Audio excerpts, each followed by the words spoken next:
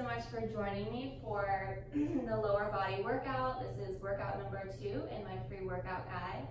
And today we're going to be focusing on lower body and cardio. So what we're going to need is a band. If you don't have one, it's fine, but I definitely recommend it, especially if you're going to be doing my 3-month workout guide. This is something that you'll be using regularly.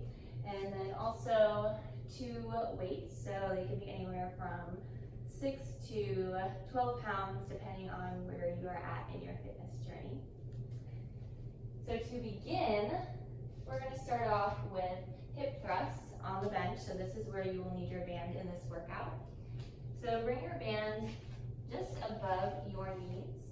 You're going to find a chair or a couch. I'm going to use my oversized chair here.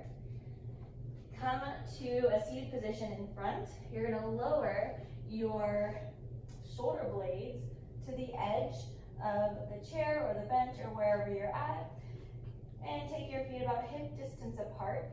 So the point of this is when you thrust up, you want your knee and your ankle to be in one line. So we're going to do 20 of these total, and if you want a little bit more of a challenge, you can put a weight on your hips. And when you go up, try to push the knees out versus letting them fall in. This will really work the outer glutes as well. So hands behind the head, drop the hips down and lift up, down and up, really squeezing the glutes at the top. 3, 4, 5, keeping the chin tucked into the chest. 6, 7, 8, 9, 10, and try not to rush through these too much. 11, 12, just slow and controlled. 13, 14, 15, 5 more. 16, 17, 18, last 2, up, and release down. You can remove the band, and I recommend doing 30 seconds of rest in between each exercise, especially if we're doing a cardio type exercise, and just to give yourself a little bit of time to recover. So the next one, or exercise, is lunges with weights. So bring your left foot forward, right foot behind you. The trick in here, in these lunges, especially if you're working more of your glutes versus your quads, you want to lean the chest forward a little bit here. Try to have more of the weight in the heel. We're going to do 12 of these on each leg. So lowering down and up. 2, 3, 4, 5, 6, halfway there. 7, 8, 9, 10, 2 more, 11, 12. All right, switch sides, right leg in front, left foot behind you. Slightly lean the chest forward, still keeping the chest pretty open. You don't want to hunch over here. So lowering down, 1, 2, 3, 4, 5, keeping the weight and the heel of the front foot. 6, 7, 8, almost there. 9, 10, last 2, 11, 12. Great job. Again, 30 seconds of rest. The next exercise we're going to do is cardio with some glute and quad work. So 15 squat jumps. Take your feet, they can be farther apart than your actual mat. Your toes slightly turned out. You're going to lower all the way down. So think about sinking the hips back like you're sinking into a chair. So hinging more at the hips versus pushing the knees forward. And you'll feel this more in the glutes. We're going to do 15 squat jumps. So lower down and jump up.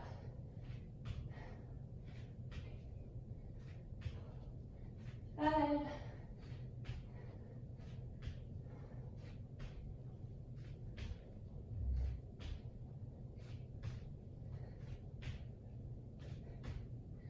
14, 15.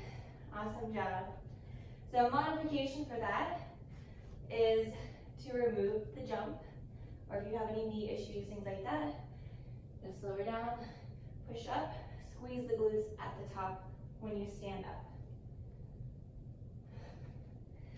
And this is when we'll take 30 seconds of rest in between exercises, especially when we're doing cardio. That really gets our heart rate up. So the next one is probably a favorite for a lot of people. Really getting wall sit. We're going to do this for 1 minute. So bring your feet away from the ground or from the wall. And bring your feet together. Drop your hips down. You want your hips to be in line with your knees. Hands on your knees and hold for 1 minute. So think about pulling the lower belly towards the wall and slightly tucking the tailbone under.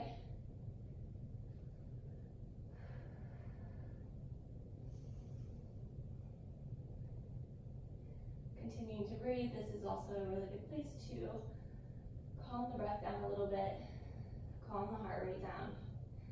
Your quads start to burn. This is one of those mental exercises where you just push yourself and know that you can keep going. We're over halfway there. Remembering to breathe. And if you feel like that lower back is continuing to arch, back into that arch. So just tuck the tailbone under. This really helps activate the core. Squeeze the inner thighs together.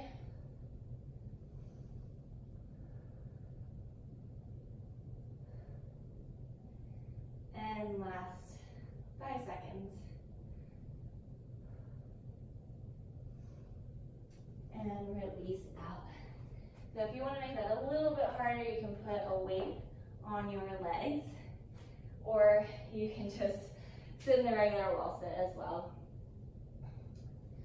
All right, the next one we're going to do is for the hamstrings.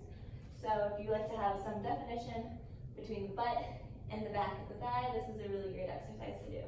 So these single leg hamstring curls, shift the weight into your right foot, holding onto one weight, hinging at the hips, bringing your left leg back behind you, and curling the heel to the glute. And lifting back up as you release that leg, down and up. Release that leg back and up. So we're going to do 12 total of these. 5, 6, 7, 8, almost there. 10, last 2, and release. So we'll do that on the other side. It's okay to have a micro bend in that standing leg. You don't want to lock that knee out to put too much pressure on it. Shift the weight into the left foot. Hinge at the hips, lower the weight down so it's hovering. Bend your knee, your right knee, bring your heel to your glute, and extend out. We're going to go for 12 of these on this side. 4. Slow and controlled. 8, 9, 10, almost there. 12. All right. We're almost there at the end. So, one more exercise. We work the glutes, the quads, the hamstrings. Now we're going to get the calves. We're just going to do single leg calf raises. So, actually, we'll just need one weight for this. I'm kidding. We're just going to do regular calf raises here. So, grab 2 weights. And we're gonna slowly lift up onto our toes and down. You don't want this to be something rushed, so very slow and down. 20 total. 5, remembering to engage your core. So squeezing that belly button into the spine.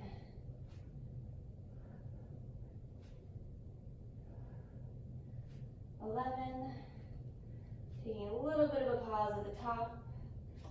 13, 14, 15, last 5,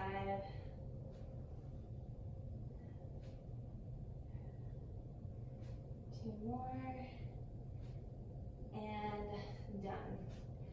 So you're going to go through 3 rounds of all of those exercises, and if you didn't feel like that was challenging enough or you have additional time, you can up the reps or or include an extra round, so do 4 rounds.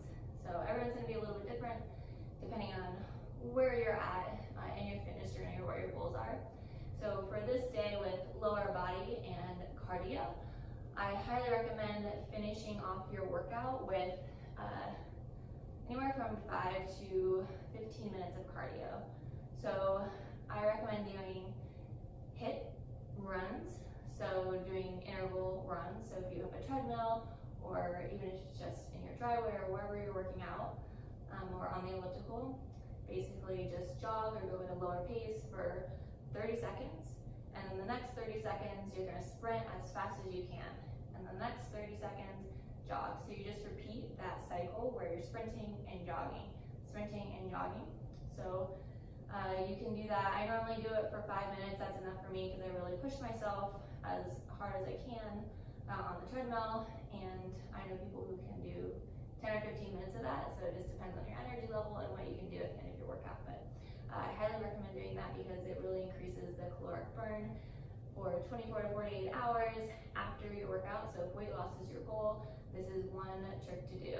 I don't recommend doing a lot of cardio before your workout because it starts to break down your muscles and you're not gonna have the energy to make it through your circuit workout and lifting weights, and it actually ends up being not so good for you because you're not building your muscle and you need that muscle to burn fat. So I recommend finishing with those interval cardio intervals after your workout. So I hope you guys enjoyed this, and stay tuned for workout number 30. See you guys.